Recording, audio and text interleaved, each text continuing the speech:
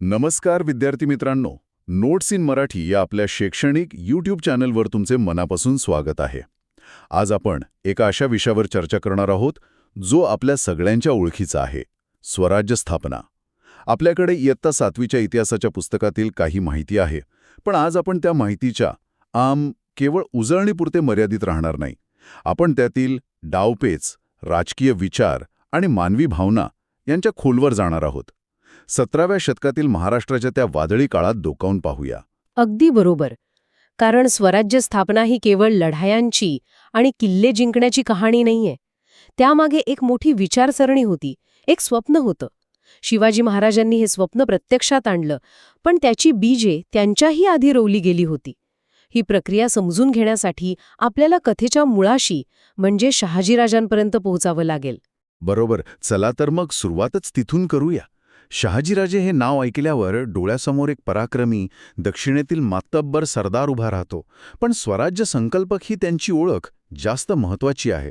पण एक प्रश्न पडतो, ते स्वतः आदिलशाहीचे मातब्बर सरदार होते. मग त्याच सत्तेविरुद्ध स्वराज्य स्थापन करण्याची इच्छा त्यांच्या मनात का आली असेल? यात एक प्रकारचा विरोधाभास नाही का? खूप चांगला मुद्दा आहे. याचं उत्तर त्यावेळच्या राजकीय परिस्थितीत दडलेलं आहे. म्हणजे बघा, शहाजीराजांनी सुरुवातीला निजामशाही वाचवण्यासाठी प्रयत्नांची पराकाष्ठा केली. त्यांचा मूळ उद्देश होता की उत्तरेकडील मुघल सत्तेने दक्षिणेत पाय रोवू नयेत.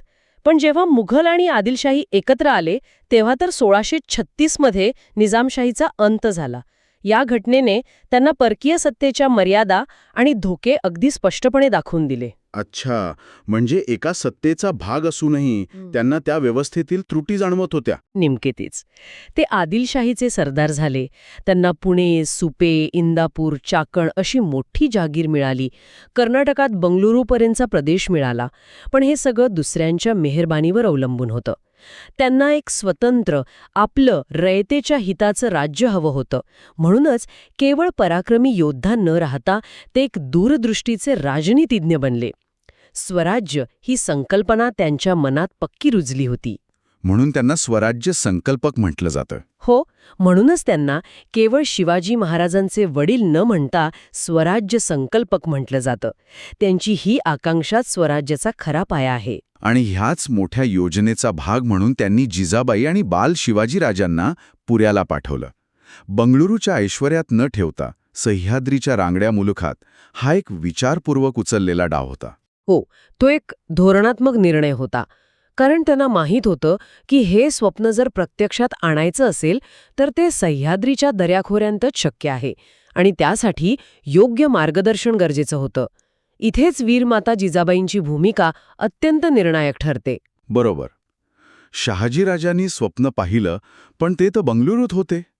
मग पुण्यामध्ये ह्या स्वप्नाला प्रत्यक्षात आणण्याचं, त्याला योग्य आकार देण्याचं काम कोणी केलं? इथे जिजाबाईंची भूमिका सुरू होते. आपण त्यांच्याबद्दल ऐकतो की त्यांनी शिवाजी महाराजांवर उत्तम संस्कार केले. पण त्या केवळ एक माता होत्या की एक राजकारणी गुरु? केवळ संस्कार करणाऱ्या माता नव्हत्या, तर एक द्रष्ट्या राजनीतिज्ञ होत्या. शहाजीराजांच्या स्वप्नाला आपलं स्वप्न मानून त्या जगत होत्या. शिवाजी महाराजांना त्यांनी केवळ गोष्टी सांगितल्या नाहीत, तर शील, सत्यप्रियता, धैर्य, निर्भयता ह्या गुणांसोबत शस्त्रप्रयोग आणि विजयाची आकांक्षाही शिकवली. आणि आपल्या स्रोतांमध्ये एक उल्लेख आहे की त्या प्रजेचे प्रश्न सोडवण्यासाठी निवाडेही देत असत. ही गोष्ट खूपच महत्वाची वाटते. हो, आणि हीच गोष्ट त्यांना इतरांपेक्षा वेगळी ठरवते. त्या काळात एक स्त्री न्यायदानाचं काम करते आहे हेच क्रांतिकारी होतं. यातून शिवाजी महाराजांनी काय शिकलं असेल? त्यांनी प्रत्यक्ष पाहिलं की राज्यकारभार म्हणजे काय, प्रजेचं सुखदुःख काय असतं आणि न्याय कसा करावा. स्वराज्याचा पाया केवळ तलवारीच्या जोरावर नाही, तर न्यायाच्या आणि विश्वासाच्या जोरावर उभा राहणार होता. हे बाळकडू त्यांना जिजाबाईंकडून मिळालं. म्हणजे शहाजीराजांकडून स्वराज्याची संकल्पना आणि जिजाबाईंकडून स्वराज्याचे संस्कार, आणि या दोन्हींचा परिपाक आपल्याला शिवाजी महाराजांच्या राजमुद्रेत दिसतो. ही राजमुद्रा म्हणजे जणू स्वराज्याचा जाहीरनामाच होता. अगदी. ती राजमुद्रा म्हणजे स्वराज्याचा संपूर्ण सार आहे.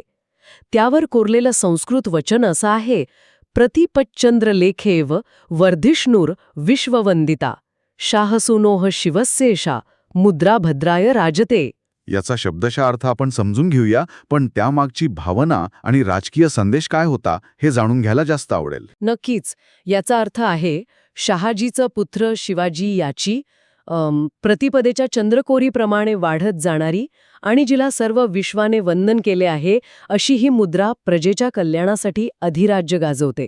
आता यातील प्रत्येक शब्द पहा. प्रतिपच्चंद्र लेखे व वर्धिष्णूर म्हणजे प्रतिपदेच्या चंद्रकोरीप्रमाणे रोज वाढत जाणारी. हे काय आहे? हा एक प्रचंड आत्मविश्वास आहे. हो ना? राज्य अजून स्थापनही झालं नाहीये, पण ते रोज वाढत जाणार हा विश्वास घोषित केलाय. विश्ववंदिता हे राज्य फक्त महाराष्ट्रापुरतं मर्यादित राहणार नाही, तर संपूर्ण विश्व त्याला वंदन करेल ही महत्वाकांक्षा आहे. हे अविश्वसनीय आहे. म्हणजे राज्याच्या पहिल्या दिवसापासूनच ध्येय निश्चित होतं. आणि सगळ्यात महत्त्वाचं म्हणजे शेवटची ओळ, मुद्रा भद्राय राजते, प्रजेच्या कल्याणासाठी. बरोबर. हाच सर्वात मोठा आणि क्रांतिकारी विचार आहे. त्या काळात राजे स्वतःच्या वैभवासाठी, दिग्विजयासाठी ओळखले जायचे. पण इथे राज्याच्या पहिल्या अधिकृत प्रतीकावरच प्रजेचं कल्याण हे अंतिम ध्येय म्हणून कोरलं गेलंय. ही केवळ एक मुद्रा नव्हती, तर रयतेला दिलेलं एक वचन होतं. या एका गोष्टीमुळे सामान्य माणसाच्या मनात स्वराज्याबद्दल जो विश्वास निर्माण झाला त्याला तोड नाही.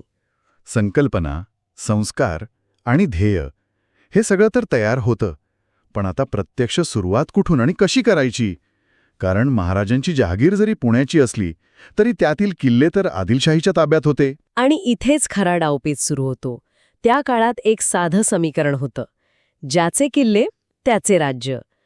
किल्ला म्हणजे केवळ संरक्षणाचं ठिकाण नव्हतं, तर तो त्या भागातील प्रशासकीय, लष्करी आणि आर्थिक नियंत्रणाचा केंद्रबिंदू होता. त्यामुळे महाराजांनी पहिला निर्धार केला तो आपल्याच जहागिरीतील किल्ले ताब्यात घेण्याचा. पण हेच किल्ले सुरुवातीला का निवडले? तोरणा, मुरुंबदेव, कोंढाणा, पुरंदर यामागे काही विशेष डावपेच होता का? नक्कीच होता. हे सर्व किल्ले पुणे जहागिरीच्या हृदयात होते, म्हणजे मध्यभागी होते. यावर नियंत्रण मिळवणं म्हणजे स्वतःच्या घराभोवती अभेद्य तटबंदी उभी करण्यासारखं होतं. एक सुरक्षित तळ निर्माण करणं. हो, जिथून पुढील कारवाया करता येतील. आणि तोरणा जिंकल्यावर तर एक आश्चर्यकारक गोष्ट घडली.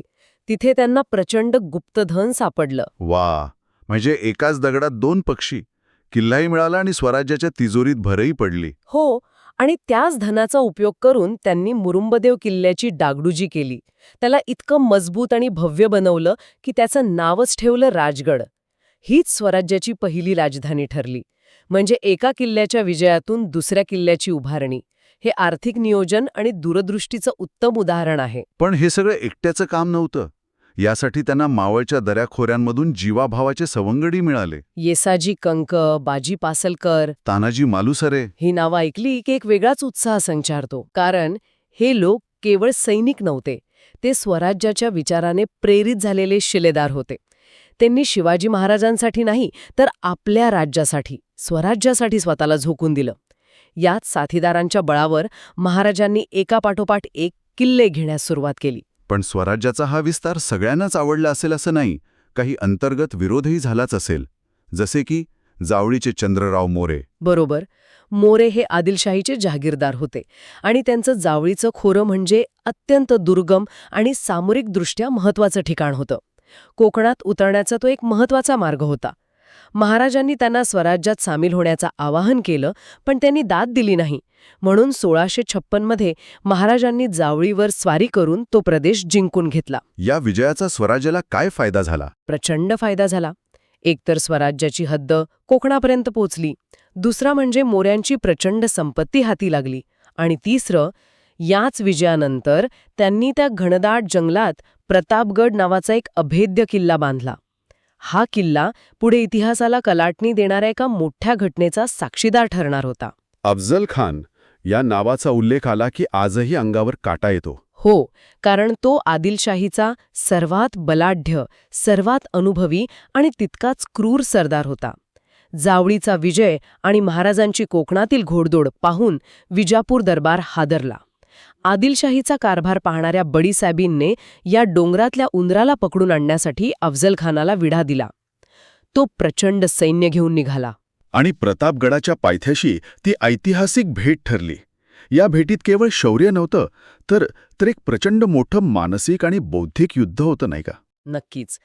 खानाचा उद्देश दगाफटका करण्याचाच होता हे महाराजांनी ओळखलं होतं. त्यांनी त्याला सपाट मैदानी प्रदेशातून प्रतापगडाच्या घनदाट जंगलात आपल्या परिसरात यायला भाग पाडलं. हीच अर्धी लढाई होती. 10 नोव्हेंबर 1659 रोजी भेटीच्या वेळी खानाने महाराजांना आलिंगन देताना कट्यारीने वार करण्याचा प्रयत्न केला, पण चिलखतामुळे महाराज वाचले आणि त्याच क्षणी महाराजांनी वाघनखांनी खानाचा कोथळा बाहेर काढला. अफझलखानाच्या वधानंतर आदिलशाहीत काय पडसाद उमटले असतील? हा फक्त एका सरदाराचा मृत्यू होता की त्याहून मोठं काहीतरी? हा प्रचंड मोठा धक्का होता. आदिलशाहीचा सर्वात मोठा अजिंक्य मानला जाणारा सरदार एका डोंगरातल्या बंडखोऱ्याने मारला, ही गोष्टच अविश्वसनीय होती. या एका घटनेने शिवाजी महाराजांची कीर्ती संपूर्ण भारतात पसरली. इतर सरदार त्यांना घाबरू लागले आणि रयतेचा आत्मविश्वास कैक पटीने वाढला. लष्करी विजयापेक्षा हा मानसिक विजय खूप मोठा होता. आणि यानंतर? आणि यानंतर महाराजांनी जे केलं ते त्याहूनही महत्वाचं होतं. ते काय? जखमींवर उपचार केले आणि ज्यांनी लढाईत शौर्य गाजवलं त्या आपल्या सैनिकांना बक्षिसं दिली. शत्रूशी सुद्धा नीतीने वागण्याचा हा आदर्श त्यांनी घालून दिला. हेच स्वराज्याचं वेगळेपण होतं. अफझलखानाच्या वधानंतर महाराजांनी आदिलशाहीला आणखी धक्के दिले. पन्हाळा, खेळणा असे किल्ले जिंकले. पण आदिलशाही इतक्या सहजासहजी हार मानणार नव्हती. नाही, त्यांनी 1660 मध्ये सिद्दी जौहर या आणखी एका ताकदवान सरदाराला पाठवलं. सिद्धीने पन्हाळगडाला इतका अभेद्य वेढा दिला की आतून बाहेर किंवा बाहेरून आत जाणं अशक्य झालं. जवळपास 5 महिने हा वेढा सुरू होता. गडावरची रसद संपत आली होती. परिस्थिती खूपच बिकट झाली होती. आणि याच बिकट परिस्थितीतून एका धाडसी योजनेचा आणि 2 महान बलिदानाचा जन्म झाला. महाराजांनी वेढ्यातून निसटण्याची एक धाडसी योजना आखली. यावेळी पुढे आला शिवा काशीद नावाचा एक बहादूर तरुण, जो हुबेहूब महाराजांसारखा दिसायचा. तो महाराजांची वेशभूषा करून पालखीत बसला आणि राजदिंडी दरवाजातून बाहेर पडला. सिद्धीच्या सैन्याला वाटलं आपण महाराजांनाच पकडलं. ते गाफील राहिले आणि याच गोंधळाचा फायदा घेऊन महाराज दुसऱ्या अवघड वाटेने गडाबाहेर पडले. क्षणभर इथे थांबूया. एका सामान्य माणसाने, जो फक्त राजासारखाच दिसतो, केवळ या एका गोष्टीसाठी, स्वराज्यासाठी आपल्या प्राणांची आहुती दिली. स्वराज्याची संकल्पना लोकांच्या मनात किती खोलवर रुजली होती याचं हे प्रतीक आहे. अगदी खरं आहे. तो कोणी सरदार नव्हता, तो एक सामान्य सेवक होता, पण त्याची निष्ठा असामान्य होती. अर्थात काही वेळाने सिद्धीला आपली चूक कळली आणि त्याने पाठलाग सुरू केला. तेव्हा महाराजांच्या मार्गात उभा राहिला दुसरा वीर, बाजीप्रभू देशपांडे. त्यांनी गजापूर जवळच्या घोडखिंडीत शत्रूला रोखून धरलं. लाख मेले तरी चालतील, पण लाखांचा पोशिंदा जगला पाहिजे, हे त्यांचे शब्द इतिहासात अजरामर झाले. त्यांनी पराक्रमाची शर्थ केली. महाराज विशाळगडावर सुखरूप पोचल्याच्या तोफांचे आवाज ऐकेपर्यंत त्यांनी ती खिंड लढवली आणि तिथेच देह ठेवला. ती घोडखिंड त्यांच्या रक्ताने पावन झाली आणि पावनखिंड म्हणून ओळखली जाऊ लागली. बरं, त्याचवेळी दिल्लीत औरंगजेब बादशाह झाला होता आणि त्याने शाहिस्तेखानाला दक्षिणेत पाठवले होते. आणि एकाच वेळी 2 मोठ्या सत्तांशी लढणं धोक्याचं आहे हे महाराजांनी ओळखलं. म्हणून विशाळगडावर पोचल्यावर त्यांनी आदिलशाहीशी तह केला, ज्यात त्यांना पन्हाळा किल्ला परत करावा लागला. हा एक धोरणात्मक निर्णय होता. येथे स्वराज्य स्थापनेचा एक अत्यंत महत्वाचा आणि रक्तरंजित टप्पा पूर्ण झाला. तर आजच्या या चर्चेतून एक गोष्ट स्पष्ट होते की स्वराज्य स्थापना ही केवळ एका व्यक्तीची किंवा काही लढायांची गोष्ट नव्हती. यामागे शहाजीराजांची स्वराज्य संकल्पना होती. जिजाबाईंच्या दूरदृष्टीचं मार्गदर्शन आणि संस्कार होते. शिवाजी महाराजांचे अजोड नेतृत्व आणि अचूक डावपेच होते. आणि सर्वात महत्त्वाचं म्हणजे शिवा काशीद बाजीप्रभू देशपांडे यांच्यासारख्या असंख्य ज्ञात अज्ञात सहकाऱ्यांचे शौर्य, निष्ठा आणि सर्वोच्च बलिदान होतं. आणि या चर्चेच्या शेवटी एक विचार करण्यासारखा प्रश्न उरतो. आपण पाहिलं की स्वराज्य स्थापनेसाठी किल्ले जिंकणं, सैन्य उभारणं आणि सततचा संघर्ष करणं गरजेचं होतं. ह्या लष्करी गरजा होत्या. पण त्याचवेळी राज्याच्या पहिल्या प्रतीकावर, राजमुद्रेवर प्रजेचं कल्याण हे अंतिम ध्येय म्हणून कोरलेलं होतं. सततच्या युद्धाच्या आणि संघर्षाच्या काळात या 2 टोकाच्या गोष्टींचा म्हणजे लष्करी गरजा आणि प्रजेच्या कल्याणाचे ध्येय यांचा समतोल महाराजांनी कसा साधला असेल याचा विचार करायला नक्कीच हवा.